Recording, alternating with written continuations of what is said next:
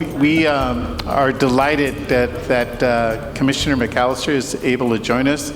If you look again at the California Energy Commission, the work that they do to develop a clean energy strategy for California is really an amazing responsibility, and they have a lot of resources and some people that are really dedicated to try to make a difference. So help me welcome Commissioner MacAllister. Thank you. Well, thank you very much, Jose, and I know it's been a long day, and I will be brief and be merciful. And I really appreciate Jose and Flor and Rocio for their flexibility in working with my schedule. I could not be here this morning, but understand that it's been a really great day. It's a super exciting time. I'll say that last panel, the workforce discussion really did ring true to me. I oversee our buildings and energy efficiency work, among a few other things at the Energy Commission. And we already have almost 500,000 clean energy jobs in California. And we could triple or quadruple that.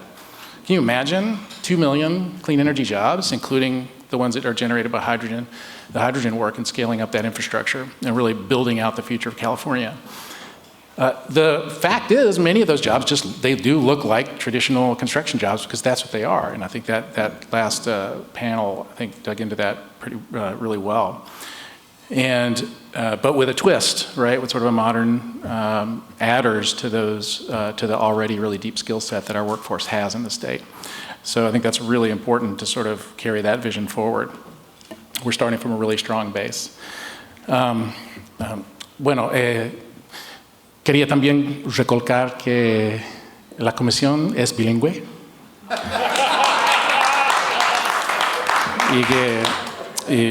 bueno, agradezco mucho la invitación y en un estado como California, digamos, la economía íntegramente, la comunidad hispana, latina, forma una parte, el corazón realmente de la economía existente que tenemos ahora. Y cuando estamos pensando del hidrógeno y de cómo va a evolucionar la economía de aquí en adelante, digamos, va a seguir así, que la comunidad, que digamos, los trabajadores, los obreros, los profesionales van a ser también hispanos. Entonces, yo creo que no podemos tener éxito sin reconocer ese hecho. Es un hecho fundamental de la economía californiana. Entonces, bueno, solo quería representar un poco. Aunque no tengo el ADN, sí tengo el corazón latino.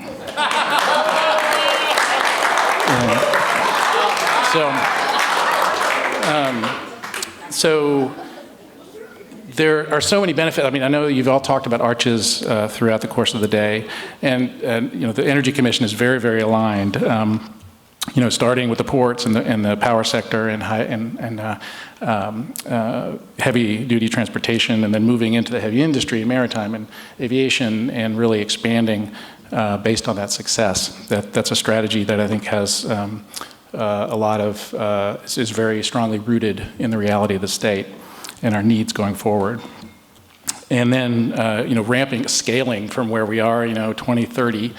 Metric tons a day up to 500 plus. That's a big ramp, but I think again we have the foundation to get that done. I'll talk a little bit about what the Energy Commission is doing, and then get the cost down. You know, that's an imperative. We have to have hydrogen that is equivalent or less than you know, the alternatives. So I think we're all aligned on all those goals. And I'll just sort of list the kind of key elements, and they've already just come up while I've been here in the last hour and a half or so. Community benefits are really fundamental. Have to ensure that every project comes with community benefits commitments. Labor has to be a key partner in all this, alongside workforce development, collaboration with the Department of Energy, who's also investing in this sector, not just in arches, but in lots of ways. And then training from the high school to the trades, community colleges, universities, professionals, that, you know, there is not one sector that can be left out. We have to really, all levels of education we have to focus on, and I really appreciated that last conversation and the questions. 200,000 jobs. I think, look, that's a small part of our clean energy economy, really, in the scheme of things. Every job really counts. In California, we need those innovative jobs. Our economy is really cut out for those jobs. We're the leaders in those kinds of jobs.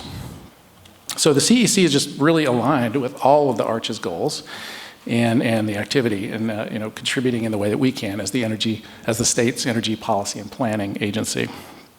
So I just want to talk about a few things we're doing, starting with a little bit of context. I mean, if you think about where we're going as a state, and really the whole Western interconnection, you could say, so from Colorado all the way over, including British Columbia and parts of northern Mexico, we're all in the Western interconnection. The electrons that are here going through our toasters are also running HVAC systems in Colorado, the same electrons. So integrating markets across the West is something we're working on.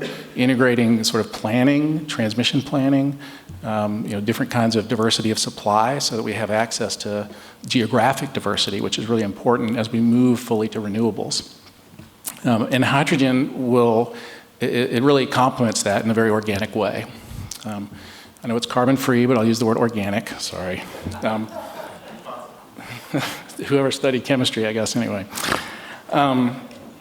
But we have 25 gigawatt goal for offshore wind in California. Those electrons need to go, generate hydrogen or do whatever in Colorado and in British Columbia and Montana. We're working hard on different transmission planning efforts to help sort of lace together the Western states in a more robust way. We have a fairly weak transmission grid. We want to bring renewables from wherever they are to wherever they're needed, whether it's hydro, solar, wind, geothermal, whatever, and hydrogen. And SB 100 is the big flagship effort for how we're going to decarbonize our own grid in California. And we need that last 5 to 10% of clean, firm, carbon-free. And it's kind of a toss-up as to where that's going to come from, but we really need hydrogen to be part of that solution as well. So, a lot of roads are leading to hydrogen as a fundamental part of our decarbonization journey. So the Energy Commission, I just wanted to highlight that. Energy Commission working in a couple, really, I'd say two main areas. One is transportation, that's focused on light duty and then medium and heavy duty. And then second, trying to figure out how to get production costs down, scaled up and costs down. So just briefly, and the production is broader than just transportation, right? All the topics you've talked about, whether it's industry, backup generators, agriculture. So we have a couple of programs. The Clean Transportation Program is funding a lot of work. Over the years, we've put in place a bunch of hydrogen fueling stations. There are 68 of them, I think, right now, and another 28 are planned. And trying to get those numbers up to a couple hundred. I think up to 130. We're aiming at for light duty refueling, basically. And then increasingly mixed use stations and focused on refueling for medium and heavy duty. So moving in that direction. So expanding the network going forward, really we're going to try to build out many more stations for medium and heavy duty, which is really probably the heaviest lift in the transportation sector that hydrogen needs to do. And the Clean Transportation Funding Program is also working on ways to generate clean hydrogen. We also have a program in our Research and Development Division that's pretty well funded, pending some of the legislative discussions, the governor's budget, and then the legislation, the negotiation around the budget with the legislature. But a couple of programs of note, the Clean Hydrogen Program in our R&D division. I really encourage you all to sort of look at that website and that page of our website and have a gander at what's going on there. It's really about in-state demonstration and scale up of production, processing, delivery, storage, or end use of clean hydrogen. So from the whole supply chain, from generation all the way to use, we need to optimize that. So we're making investments in innovative and sort of promising projects and technologies to help sort of shed light and learn and keep building our knowledge base along in that whole supply chain. There's currently, I believe it's on the street or maybe just closed this week, but there's an RFP on the street Some of you might know it's H2 Central, it's called, $45 million to focus on all of those issues. Another opportunity is coming up. I believe it's slated at now $10 million. It's called H2 On-Site. And that will, it hasn't been published yet, but it's hopefully coming this summer.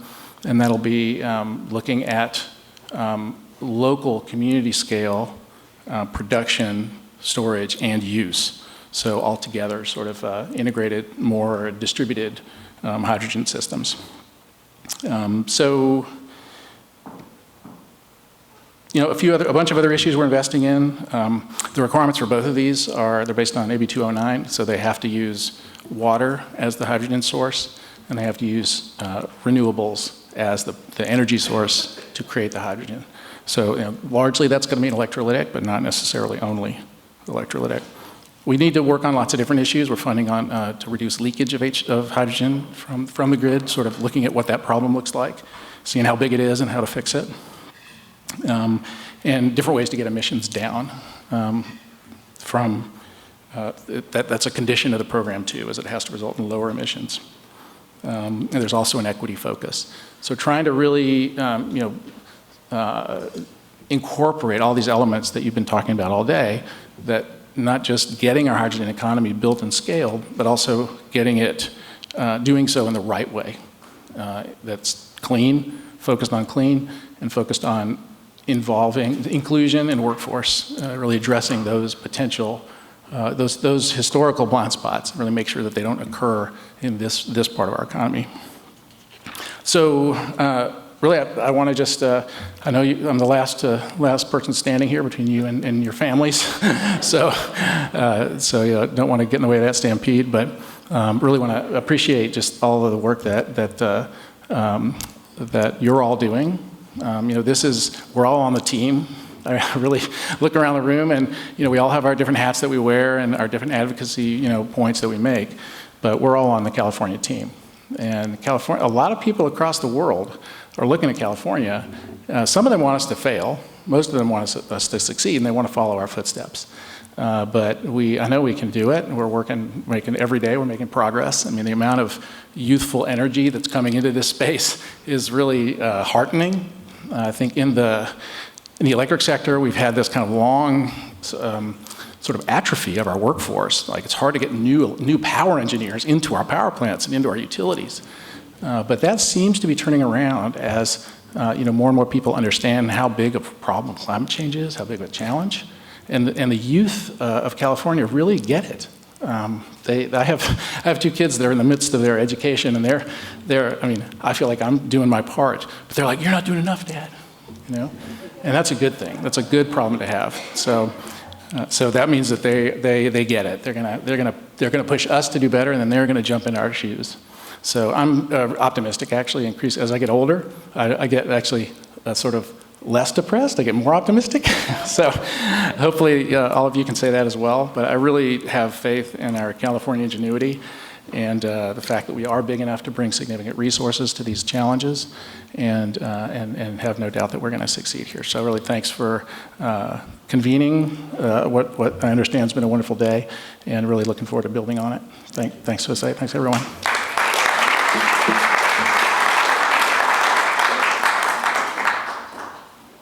So Hispanics in Energy, you know, we're doing forums like this throughout the country. You know, there's like, 5 different hydrogen hubs. So we're going to be doing similar forums for Chicago, for Houston, for the East Coast, and also potentially for Seattle, Pacific Northwest. And next one's going to be in the Chicago one, right? End of June? Yeah. Okay, June 26th. Okay, our final speaker for today, his name is Shreyas Jakhtar. He's a senior advisor for good jobs and workforce development at the Department of Energy's Office of Efficiency and Renewable Energy. He previously worked for the State of California Workforce Development Board, advising on good job creation with state energy and climate agencies. I'm really happy to be here. From what I understand, having read the community benefits plan briefly last night to fill in for my colleague Bethany Jones, who couldn't be here, you all have set the standard for what a community benefits plan should look like. So congratulations to you on that. I mean that in terms of the content of what's in your plan, the fact that you have accountability mechanisms to ensure the commitments are actually being met, and actually publishing your community benefits plan, if I understood correctly. That's significant and unique amongst many of our applicants and awardees at Department of Energy who are not sharing their community benefit plans publicly. Let me just stress the importance of community benefit plans that perhaps goes a little bit without saying for this crowd, but I think maybe a couple of points that are worth articulating are really the benefits not just to labor and workers from investing in quality jobs, which is what I focus on, but the importance of that for project execution, reducing risk of your projects, making sure they're done on time with skilled labor, done well, but also, you know, employers who invest in quality jobs are employers of choice. You see reduced costs from worker turnover and higher worker retention. When you invest in your workers and treat them as an asset, you see higher productivity, you see greater job satisfaction. It is a virtuous cycle, not a vicious one. I'll also say that partnership is not easy. And I think probably many of you know that. I'm sure many of you are experienced in partnership development and keeping this going, but bringing labor, business, community groups together, educational institutions, it's not easy. It takes hard work. There's sometimes, you know, it's one step forward, two steps back. But partnership is the key to success when we're trying to do big, ambitious, really transformational things. So really applaud the commitment that you've made. And really the importance of sticking together, especially when the times are tough, because you have shared interests, but at times those can feel like divergent interests, and really coming back to your main goals is really helpful. I'll really just end by saying that, you know, this community benefit plan framework we've incorporated into all of our funding at Department of Energy is really a chance, I think, an opportunity to transform our energy sector. And not only us at DOE, but all the communities that have a chance to benefit, we're all counting on you to get this right and do it well. So with that, I'll leave it here, and happy to stick around and chat with folks if you like, but I think I'll leave it at that for today. So thank you so much.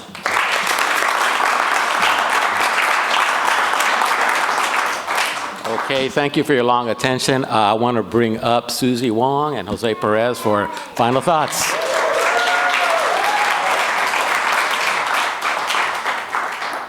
Thank you all for supporting this event, and what a difference from just hearing about hydrogen, clean hydrogen from a year ago. And we want to thank the Sutter Club. They've done a fabulous job. Our president is here, and that is Michelle Orrick, and she's actually government affairs for British Petroleum.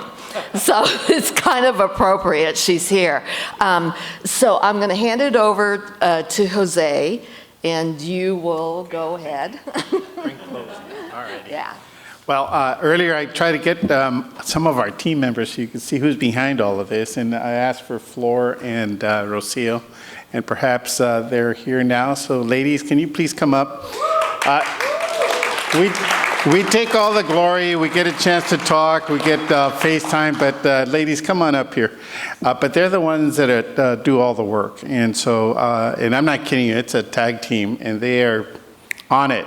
So just really enjoy working with these ladies. All right, and so clearly there's a lot of work to be done. This is the very first one of, as mentioned earlier, of one that we're doing around the country. We're touching on all 7 hydrogen hubs, and we have amazing partners like Chevron. It was Chevron's idea for us to do this. This is where it started with a gentleman by the name of Henry Perea, who came down with COVID, so he didn't join us today. But the one in Chicago is Constellation. The one in Houston is ExxonMobil. The one in up in Philadelphia is NextEra. So it's, you know, so we've got a combination of people, players that are part of this. The themes are very similar to what you heard today, and it's a focus on community benefits. And so what's going to come from this will be a forum report with a summary of the photos. I believe that the slides will be available for those who attended here and who were registered. And so you will get links to that information. And what we hope to do is not only continue working with friends like Angelina, but also to work with our friends at the Department of Energy to see if there's anything else that we might be able to do to fulfill this concept of making sure that every community is engaged in the development of this project. And so, on behalf of Hispanics in Energy and Asians in Energy, and we've been friends for a very, very long time, I can tell you that we have our heartfelt gratitude for you spending a whole day to listen to this conversation. We think it's a very important conversation. It can have a tremendous economic impact or a career impact or an environmental impact on our lives. And so thank you very much for joining us, and that ends the program. So.